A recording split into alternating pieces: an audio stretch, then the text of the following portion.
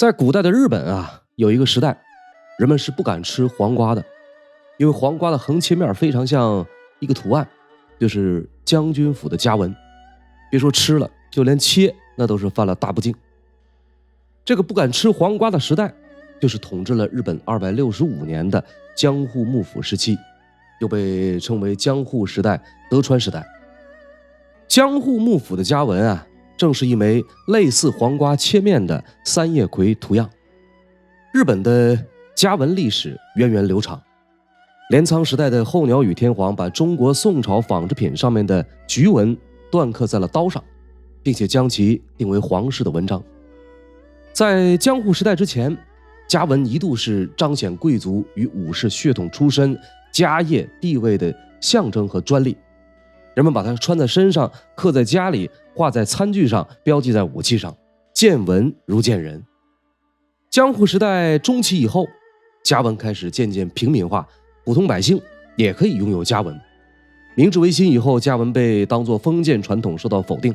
二战以后又重新正常化，被融入到日常生活，并且成为文化艺术作品中重要的一个元素。法国品牌路易威登的经典花朵图纹就是受了日本传统家纹的启发。时至今日啊，这个家纹的门第象征已经不复存在了，但是部分主要家纹仍有一定的威严，比如日本皇室专用的16八重菊，比如丰臣秀吉的武七铜纹，现在被用作日本政府的标志。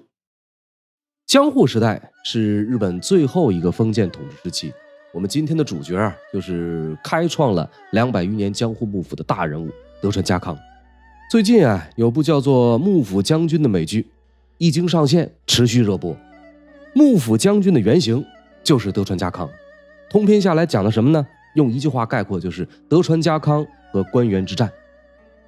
关原之战是日本本土有史以来最大规模的内部战争，也是日本中世和近世的分水岭。所以今天啊，咱们就来聊聊这段历史背后的故事。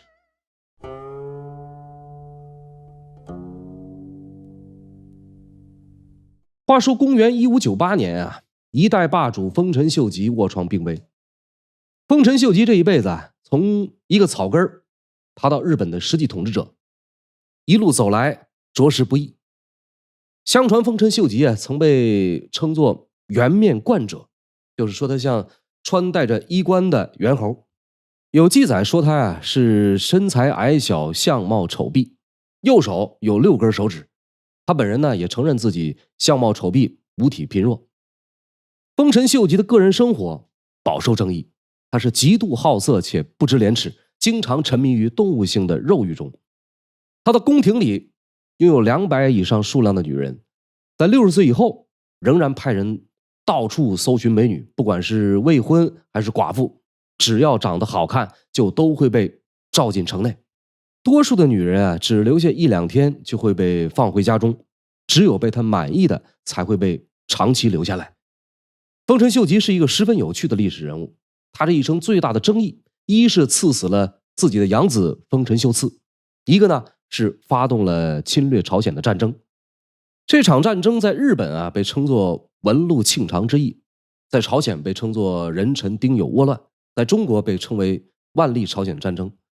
我之前啊专门做过3期有关万历朝鲜战争的节目，感兴趣的可以去自行搜索观看。这一期节目因为时间上紧紧相连，您可以把它看作是之前节目的续集，也可以看作是万历朝鲜战争之后有关日本的一期番外。总之，在这场战争已经接近尾声的时候，太阁丰臣秀吉行将就木。按道理啊，以他的身份地位而言，临死也就该没什么遗憾了。可是，一想到丰臣政权的继承问题，他这最后一口气儿就始终难以下咽。丰臣秀吉唯一的儿子丰臣秀赖，这一年才刚刚6岁，6岁的年纪，10以内加减法都得掰着手指头计算，怎么指望他去操持国政呢？丰臣秀吉在1591年完全统一了日本，但是这并不代表全日本都是他的领地。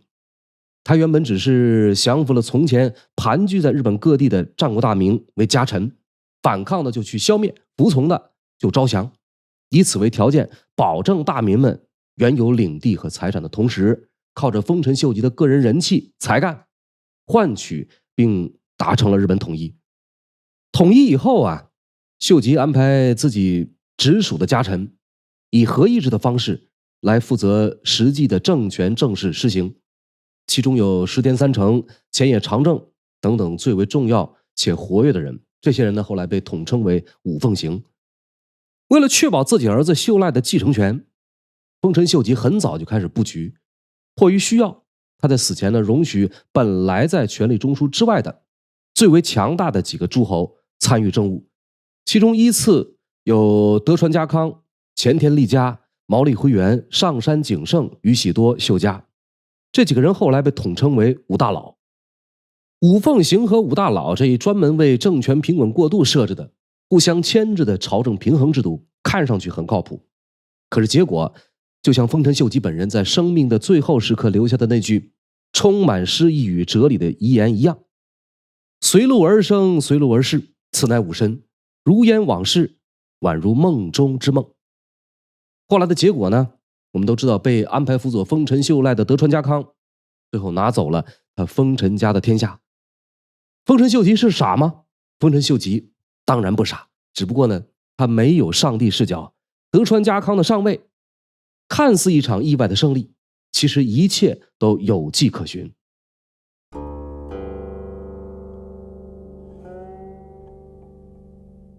在日本的战国时代，有一个故事相当的有名。有人啊抛出了一个问题，说杜鹃不鸣，当如何？织田信长的回答是杀之，丰臣秀吉的回答呢是诱之，而德川家康的回答则是杜鹃不鸣，待其鸣。这个答案其实也就已经揭露了德川家康本人藏在最深处的性格特征——隐忍。可以说，德川家康啊，之所以能走到织田信长和丰臣秀吉都没有达到的高度，就是因为他的忍耐与蛰伏。德川家康本姓松平，又名竹千代。1542年，德川家康出生于三河冈崎城。他的爸爸是当时冈崎的城主松平广忠，他的妈妈叫于大，是三河国义乌城主水野忠正的女儿。松平广忠和于大本是名义上的兄妹，但是没有血缘关系，尽管是政治联姻，可婚后夫妻关系十分良好。德川家康本应该有一个温馨幸福的童年，然而还没来得及好好感受母亲怀抱的温暖，2岁不到，他的父母就被迫离婚了。原因啊，是他妈妈的娘家倒戈投靠到了织田家。这个织田家和金川家这2个家族一度斗到不死不休。松平广忠和水野忠正一直以来都依附于金川家。世事无常，大明间的阵营改变总是让人猝不及防。水野忠正去世以后，他的儿子水野信元转投到了织田家。就这样，没有任何人过问于大和家康母子分离的感受，一个2岁的孩子不得不与生母分离。这还没完，几年以后，松平广忠由于本人实力不济，经常被隔壁的织田家挑衅。这种情况下，除了向大哥金川议员求助，也没有什么别的好办法。大哥呢也开口了，说帮忙肯定没有问题，但是你得把老婆儿子送过来当人质，不然我也不敢相信你。这个时候的松平广忠啊，又续娶了户田康光女儿真喜姬做妻子。就这样，5岁的竹千代踏上了和继母一起当人质的道路。继母的爸爸户田康光一听自己女儿要被送去当人质，马上就炸了，这怎么能行呢？所以半路上户田康光来了个突然袭击，不仅带回了自己的女儿，还把小竹千代卖给了织田家。在生母于大的恳求下，竹千代最终得以免死。一个5岁的小孩啊，就这样在织田家的府邸中当起了人质。因祸得福的是，在织田家，竹千代结识了他的挚友织田信长。日本战国3英杰，织田信长是头一位。不过这时候的他呀，还被大家戏谑为违章的大傻瓜，成天不干正事儿。在织田家，竹千代每天都和织田信长一起打猎撒欢，但是欢乐的时光总是那么短暂，很快又发生了大变故。1549年，竹千代的爸爸松平广忠死在了叛徒的刀下，一城无主，金川义元迅速出击，以代管的名义控制了冈崎，并且抓住了织田信长的哥哥。作为交换，织田家决定把竹千代交给对方。兜兜转转，这个竹千代还是回到了他本该去的金川家当人质。眨眼间又是10年过去了。这10年德川家康成长很多，他不仅回到了故土，实现了独立，还开始跟着儿时的好友织田信长打天下。1562年啊，三河的德川家康与尾张的织田信长正式立誓结盟，做出了一个旷世的约定：谁最先统一天下，另一方就要甘愿俯首称臣。很显然，织田信长率先成为了赢家。1568年，织田信长攻破京都，正式开启了他的称霸时代。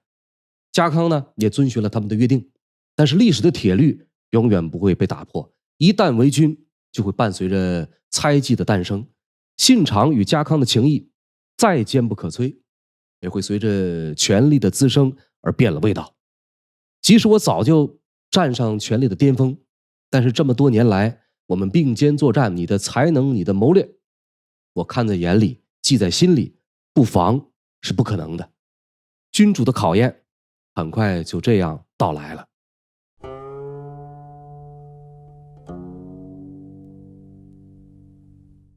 1579年啊，一封家书酿成了一场惨祸。在织田信长和德川家康还在一起打天下的时候，两人就约定好了要互结姻亲，好兄弟就是要当对方的亲家。所以织田信长的女儿织田武德嫁给了德川家康的长子德川信康。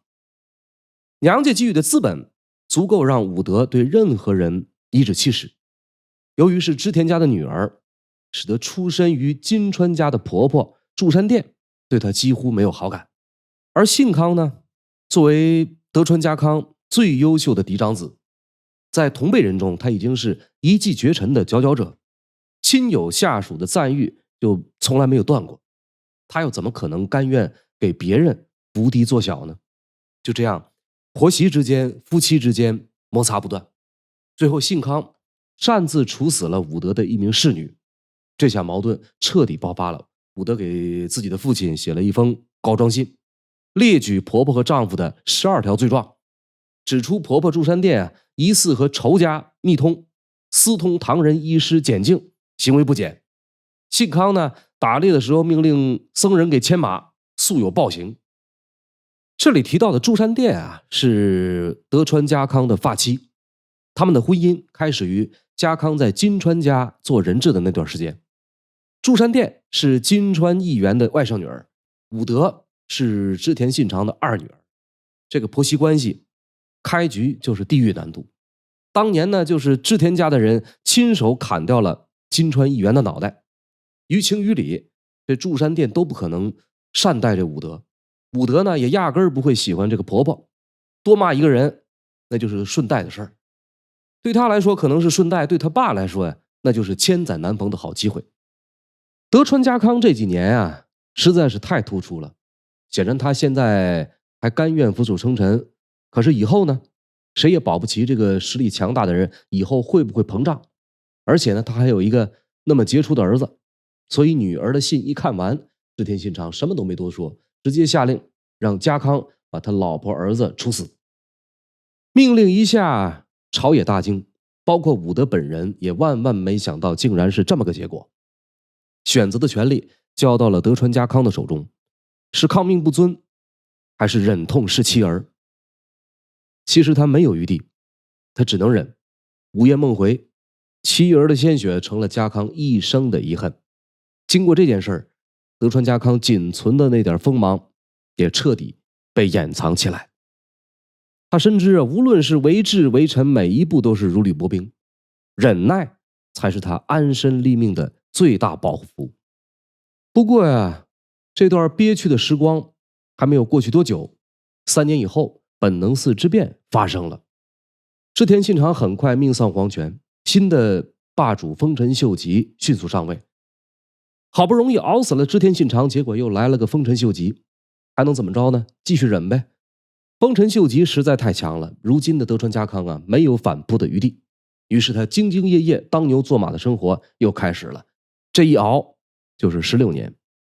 历经两朝，在所有人的心中，德川家康似乎还真的就是任劳任怨、一心是主，所以丰臣秀吉非常放心的把一些政事托付给他。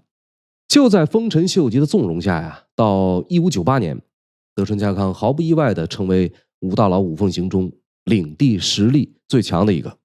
他也知道，等待了这么久，也该轮到他自己登场了。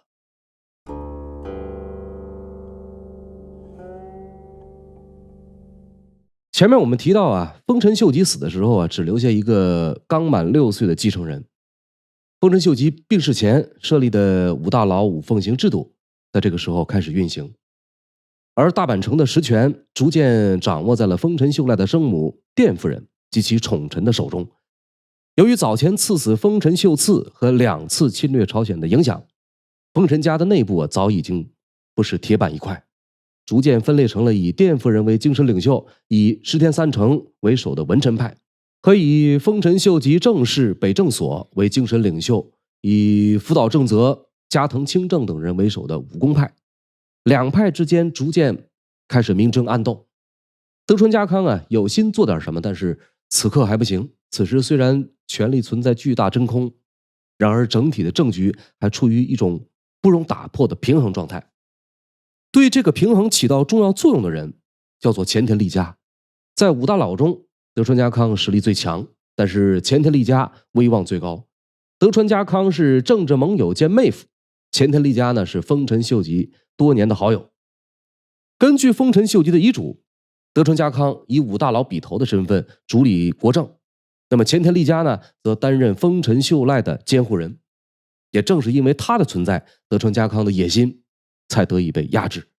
如果战争一起，那么丰臣家的家臣绝大多数都会倒向德高望重的前田利家。德川家康呢没有这种胜算，所以他所能做的就只能是等待一个更加合适的时机。在这期间啊，闲着也是闲着，还可以顺带耍点小花招来恶心对方一下。之前丰臣秀吉设置五大老的时候，命令过不可以私自联姻。德川家康呢心想，我这会儿就要联姻，于是1个月就定下了3桩婚事。本来这个前田利家的身体就不太好，一听到这个事儿更是气得破口大骂。家康这边呢则是气定神闲的狡辩，说联姻也是为了丰臣家好，德川家本来也就是丰臣家的姻亲，德川家和其他大名联姻，不就是为了让丰臣家的这个凝聚力更强吗？这话说的呀，是让人有一种想揍他又揍不上的无力感。这事儿一出，德川家康之前没上台面的野心，此刻也就昭然皆知了。各诸侯心知肚明，已经开始考虑站队的事宜。而同时呢，前田利家也来到了他人生的终点。生命的最后一刻呀，前田利家反而做了一件让所有人都吃惊的事情。他拖着病体亲自到德川家康的府邸，与他彻夜长谈。作为一个历经2朝的宠臣，前田利家向来都具备着敏锐的感知和预判。从丰臣秀吉死的那一天开始，他就有预感，德川家康绝非池中之物，丰臣家的天下或许也会被他收入囊中。如果铁了心的要和家康作对，他死了以后，前田家的子孙们该如何得到安宁呢？所以最终前田利家决定在死前给德川家康送一份大礼。他把自己的家族托付给了家康，随之而来的就是跟随前田利家的众多诸侯也一起向德川家表示效忠。德川家康欣然的照单全收。至此，前田利家辞世，对于摇摇欲坠的丰臣王朝来说，最后一层遮羞布也被撕开了。德川家康的行动开始了，而他第一步要做的就是想办法清除掉自己的敌人。所以很快，德川家康设计了2场针对丰臣旧派的政治圈套。说这一天，德川家康从福建城出发前往大阪，为的是给丰臣秀赖庆贺重阳节。在下榻的当晚，家康接待了奉行增田长盛和长树正家的拜访，并展开了一场意味深长的问话。说是问话，其实就是逼问。我听说最近有人要取我德川家康的项上人头，你们管还是不管呀？增田长盛和长树正家一听这话，瞬间大惊失色。刺杀？谁敢刺杀德川家康呢？对方也就顺着台阶继续说这个谋划刺杀的人啊，就是前田利长、前野长政、大野志长和土方雄久。如果这个问题解决不了，2天后的庆贺他德川家康恐怕就没办法如约前往了。2个奉行懵了，这回他们算是明白了，德川家康这一出啊，就是在威胁他们，要么就把这几个人抓起来，要么他就带着军队赖在这儿不走了。几天以后啊，经过奉行团的努力调查，这个所谓的刺杀案有了结果，前野长政撤职，土方雄久和大野志长流放，前田利长把自己老妈送给家康做人质，这下就一下子搞掉了4个心腹大患。回去德川家康开开心心的过了一个新年，接下来他就把矛头对准了5大佬之一的上杉景胜。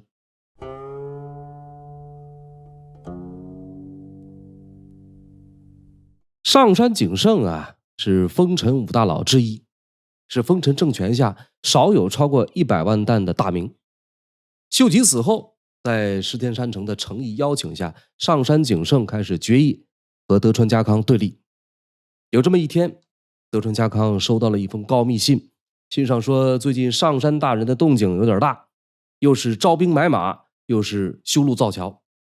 家康由此呢怀疑上杉有意要谋反，于是遣使召其前往大阪说明情况。上杉对此十分不满，于是命令直江兼续写了一封信作为回复。信中将德川家康的指控逐条反驳，并且语带讥讽，洋洋洒洒好几千字，说的就是一句话：有种你就过来。这个就是大名鼎鼎的直江状。这对德川家康来说就是赤裸裸的挑衅。老头这下是真的给气惨了，当下就拍了桌子，决意向上杉反贼宣战。对于打仗这件事儿，不是德川家康一个人就能说了算的，他目前的身份就是一个家臣。去讨伐上杉景胜，以什么立场？上头批准了吗？你就打。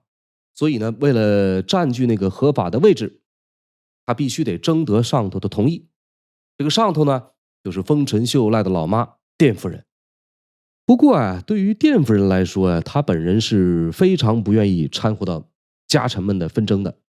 但无奈德川家康这个人太会拿捏人心，他知道淀夫人这边啊不好突破，就从淀夫人的乳母入手，用人家儿子来威逼利诱，竟然还真的让淀夫人松了口。于是呢，打着讨伐反贼、守护丰臣的名头，德川家康率着自家的大军，浩浩荡荡的朝上杉景胜的老巢会津出发了。德川家康这边一有动静，石田三成就按不住脚了。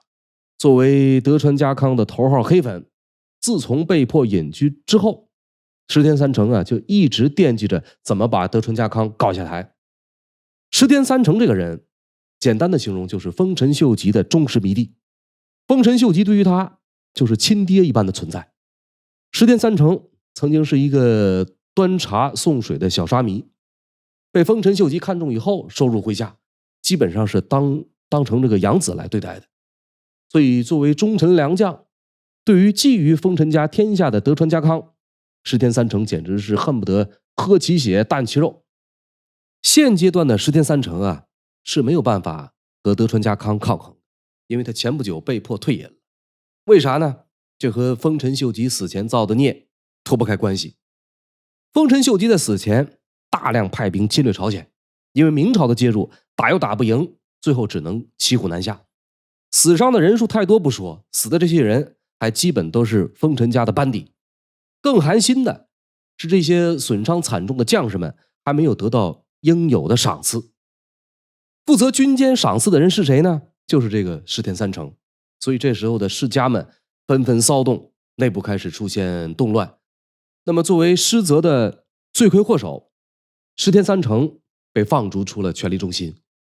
当然这件事的背后必然有德川家康的渗透，所以早在德川家康带着军队进入大阪以后，石田三成就抓狂了。作为丰臣秀吉的忠实部下，在他眼里，德川家康的行为无疑就是昭告天下，今天把军队带到大阪了，明天就篡位，这怎么能行呢？所以石田三成马上就找到上杉家和毛利家，告诉对方说，前段时间前田和前显家的下场你们也都看到了，德川家康狼子野心，说不定接下来被流放的就是你们了。所谓敌人的敌人啊，就是朋友，我们几个就应该联合起来对付德川家康。于是在直江壮事件发生之前，这几个人就已经暗地结成了同盟，准备好了要声讨德川家康。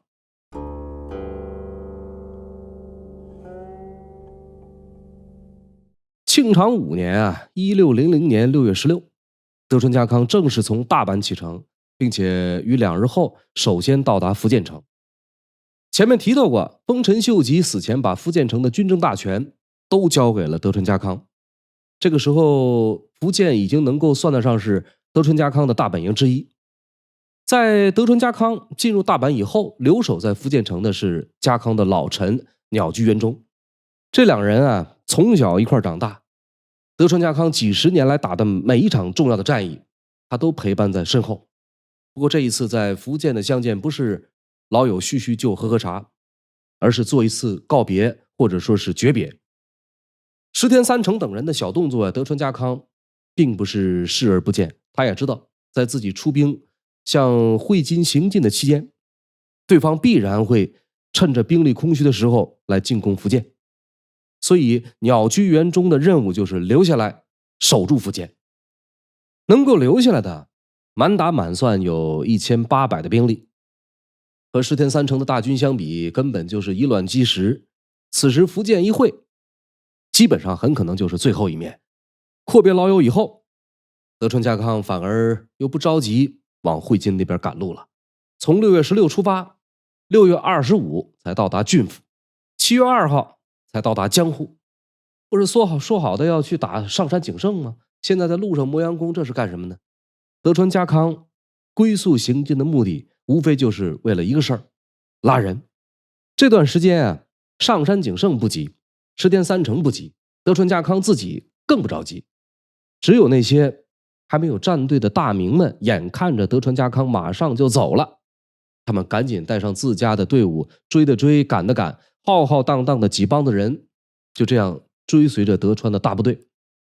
所以到了自己的老巢江户以后，家康也基本上聚齐了己方阵营的大名们。一些脚程较快的大名，比如福岛正则、黑田长政等人，已经在江户早早的等待了。这边德川家康的阵营组建好了，那边石田三成也抓紧了起来。就在同一时间啊，有一支队伍来到了石田三成的老家佐贺山城，领队的这个人叫做大谷吉继，石田三成的挚友。大谷吉继这个人啊，是个麻风病患者。这种疾病最恼火的就是会让人的容貌变得畸形，难以见人。而他和石田三成真挚的友谊，也正是因为这个麻风病。据说在某次赏茶会上，大家需要轮流共饮一杯茶水。好巧不巧，传到大谷吉继这边的时候，脸上的脓水吧嗒掉进去了。一时间呢，非常尴尬。传下去那杯茶，大家是眼观鼻，鼻观心，没人敢喝。就在大谷吉继窘迫的无地自容的时候，有个人站出来，直接捧起那杯中奖的茶水，一口喝掉。这个人就是石田三成。就是这件事儿，让大谷吉继对石田三成死心塌地。不过这次拜访石田三成啊，大谷吉继是来邀请他出城，一同参与讨伐上杉景胜的。大谷吉继一开始就站在了德川家康这一方。作为一个会审时度势的人，大谷一眼就知道德川家才是大势所归。不过石田三成却丢给他一个惊天大雷，他要攻打德川家康。大谷吉继犯起了嘀咕，他默默离开了佐贺山城，独自沉默了半天。在傍晚时分，大谷吉继再次折返，他决定帮助自己的好友。成功劝返了大谷吉继以后，石田三成又招揽到了吉川广家、宇喜多秀家等等大名。在7月15这一天，石田三成带着36家大名进驻大阪城，随后写下德川家康的13条罪状，正式下达讨伐檄文。由此呢，决定日本天下的官员合战。作战双方东军与西军的对峙正式拉开序幕。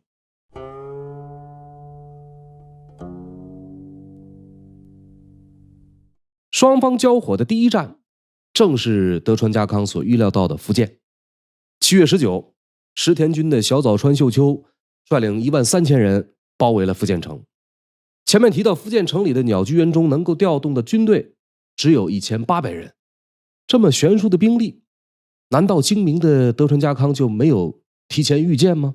其实不然，在这之前，德川家康早就留有后手，他拜托了岛津义弘率兵来援助福建。岛津家的萨摩军有着远近闻名的勇武，这是一把可以让敌军闻风丧胆的利剑。可是让人摸不着头脑的是鸟居元忠竟然拒绝了对方的援助。他的说辞是自己这边根本没有收到家主的通知，所以不能放人进城。岛津义弘好说歹说，他们是受托来帮忙的，对方就是软硬不吃。岛津义弘一气不干了，扭头刚走不久，就被石田三成的人拦下了。也是气血上涌，岛津家呢就这样倒戈加入了石田阵营。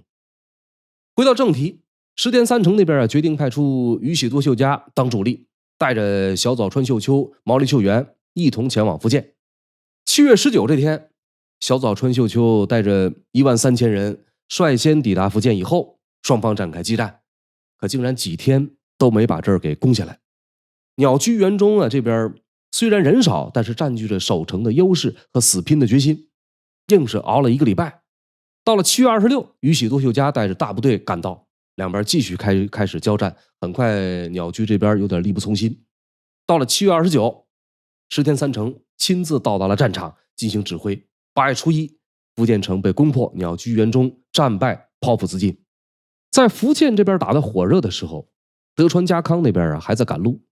福建城开打的这一天，也就是7月19，德川军决定兵分两路，首先是儿子德川秀忠率领三河老武士集团共计63000人前往会津。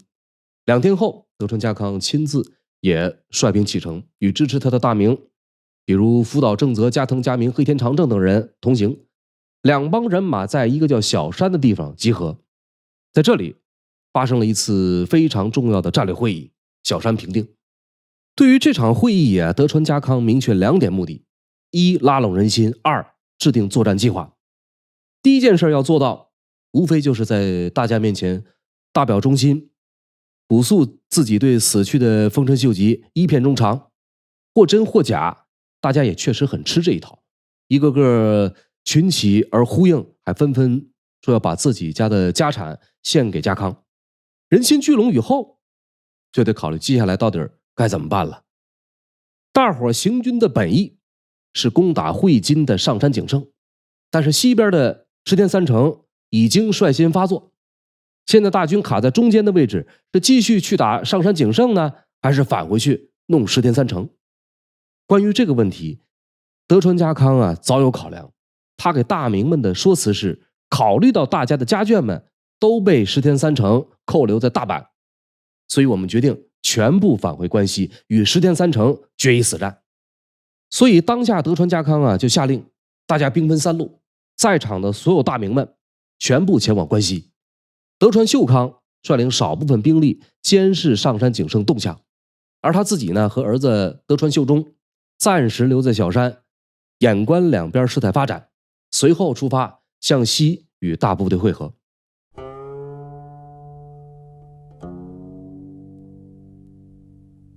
石田三成那边也料到了德川家康会返回关西，所以在8月5日这一天，石田三成、岛津义弘、小西幸长等西军大名进驻大原城，并以此为大本营。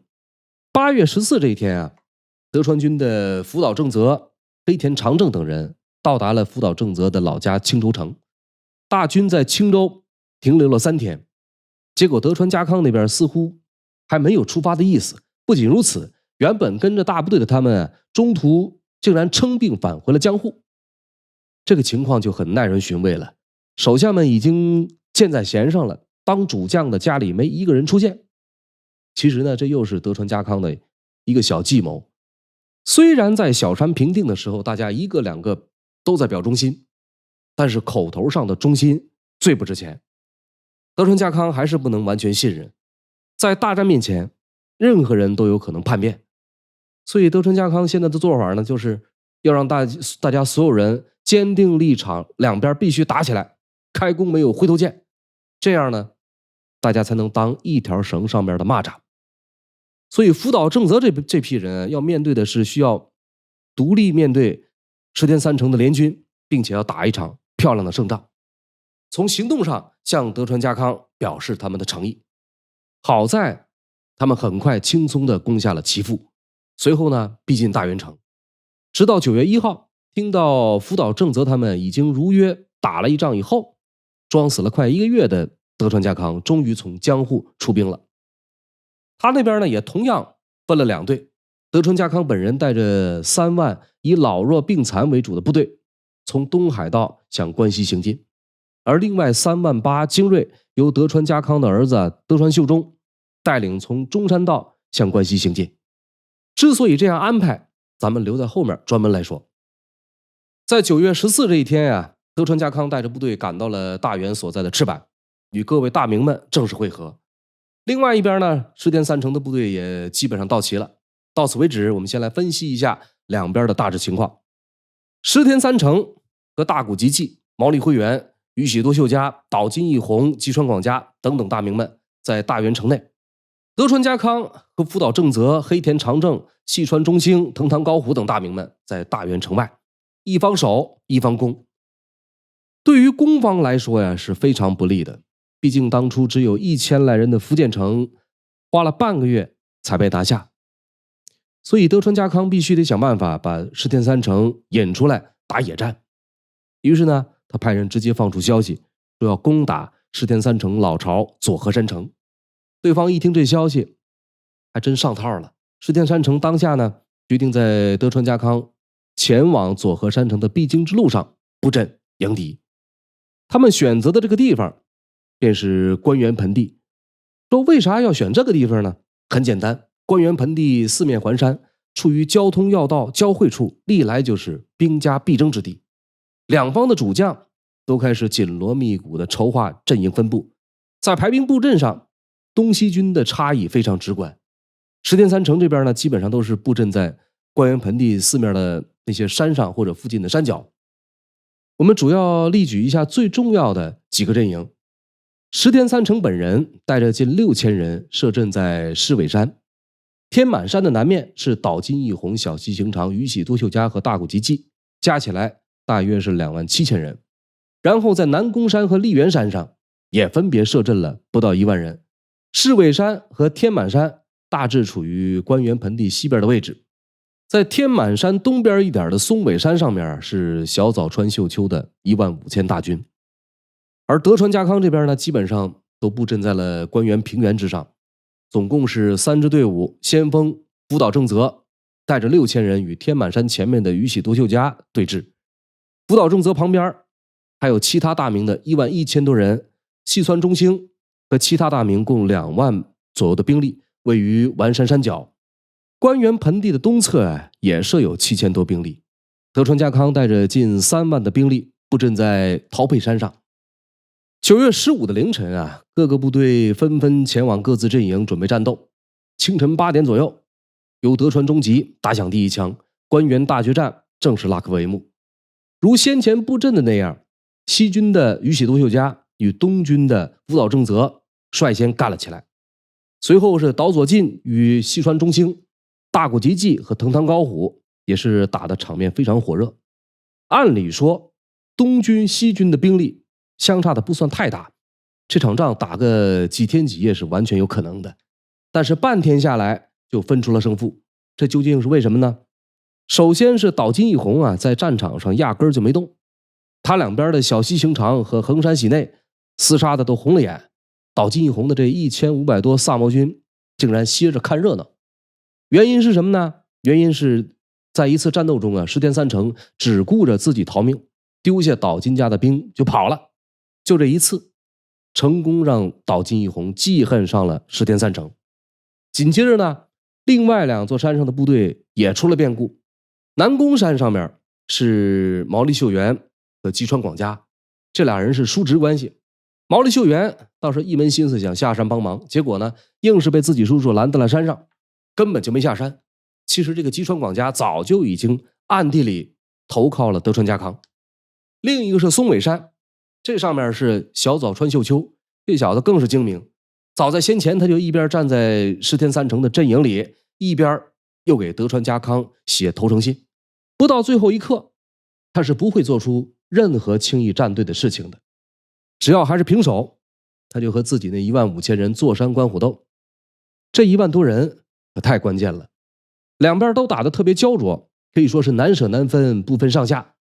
小早川秀秋的选择对扭转战争的局势有着关键作用。最终呢，他明智地选择了德川家康。好笑的是，山上的人反了，山脚下几个小营也反了，石田三成的敌人竟然越打越多。接下来的事情呢，就如我们所想象的那样发展，大谷吉继、岛佐进等将领纷纷阵亡，石田三成惨败。这场战争呢，以德川家康的胜利结尾。关原战场上，德川家康带领的只有3万人，剩下的由德川秀忠带领的那38000精锐去哪里了呢？他迟到了。前面提到德川家康、秀忠这父子俩呀，分别从2条路线前往大原。德川秀忠在半路上就和人打了起来。表面上看啊，是德川秀忠年轻气盛，不服输，争强好胜，误了事儿。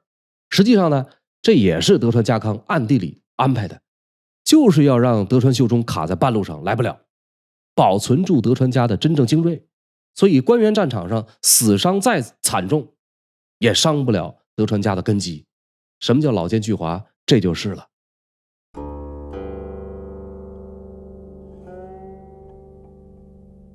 关原一战啊，深受丰臣秀吉生前信赖的石田三成恪守雇主一命，矢志守护丰臣政权。